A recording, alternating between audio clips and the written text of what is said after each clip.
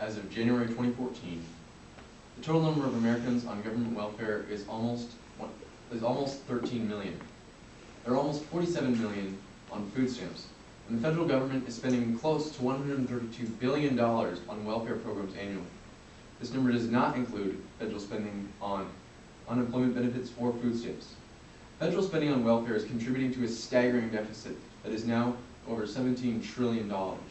To give you a sense of how great that amount is, I'll point out that the gross domestic product, the value of all final goods and services produced in the United States in the second quarter of 2013, was a little over 16.6 trillion. If you wanted to count to 17 trillion, some estimates claim it would take you over 9 million years. It doesn't make me feel any better when John Adams writes, quote, "There are two ways to conquer and enslave a country. One is by the sword, the other is by debt," end quote.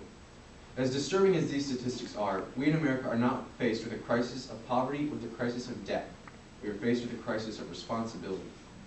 Benjamin Franklin once wrote, quote, "Those who would give up liberty for security deserve neither," end quote. With liberty comes great responsibility of maintaining that freedom. 18th century Irish philosopher John Philpott Curran once wrote, quote, "The condition upon which God hath given liberty to man is eternal vigilance, which condition if he break, servitude is at once the consequence of his crime and the punishment of his guilt," end quote. With liberty comes great responsibility. Americans have embraced this responsibility proudly with a strong and firm resolve. They have hit the beaches of Normandy, and they have crusaded on the streets of Birmingham for the liberty which they hold so dear. But today, things have changed. Responsibility is now considered a liability, no longer an asset, an obligation, no longer a privilege. Americans today want freedom without responsibility, which is impossible. We prefer to throw our cares on the government, regardless of the consequence. The government was not designed to fix our problems, and it was never designed to do this. Problems are integral parts of our lives. If the government fixes our problems, they are liable to rule our lives. There is a pattern emerging in modern American society of casting our cares into the waiting hands of our government, and yet we wonder why freedom seems to be eroding, and we complain about the loss of our own personal independence. How can we expect to be independent when we live so dependently on our government? At the beginning of my talk, I shared some statistics concerning government welfare. One thing I did not mention is that in 8 states, you can be paid more for not working than a U.S. school teacher gets for their hard work. This pattern is indeed disturbing, and it requires action to reverse the effects of a social plague of irresponsibility. The Bible says that if you do not work, you don't eat. Millions of Americans today feel entitled to welfare programs that feed and clothe them without holding them accountable to seek employment. Millions of Americans are living off the government. That is not to say that there are many Americans who legitimately require financial assistance. That is true, but we must face the fact that many Americans are taking advantage of the welfare system.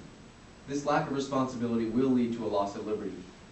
Barry Goldwater, who ran for president in 1964, declared that, quote, "A government that can give you all you want is also big enough to take it all away," end quote. He was right on, and that is the danger of a welfare state. The more we entrust to government, the more we unintentionally give up claim to our own freedom. But the issue of responsibility is not just the issue of those on welfare. It is a national crisis, and this is best demonstrated when we examine our national debt. Generations of Americans have let the debt grow, and they have not tackled it as they should. At one point in our history, we may have been able to control the debt, but now it is nigh impossible to rein the debt in. It is unclear whether we will ever again reach a sound point of fiscal responsibility.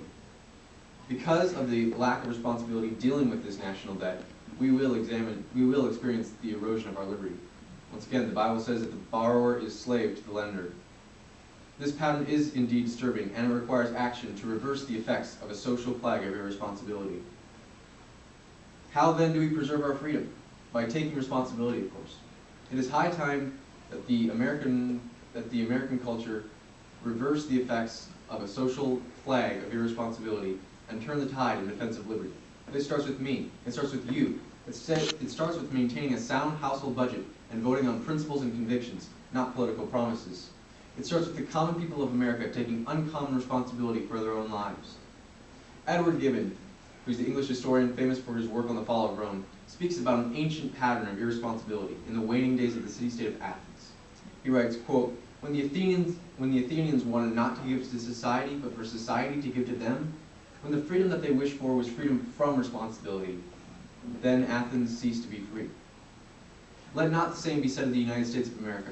Let Old Glory wave over the land of the free and the home of the brave long after I'm gone. If we want to retain our liberty, we must retake our responsibility. Thank you.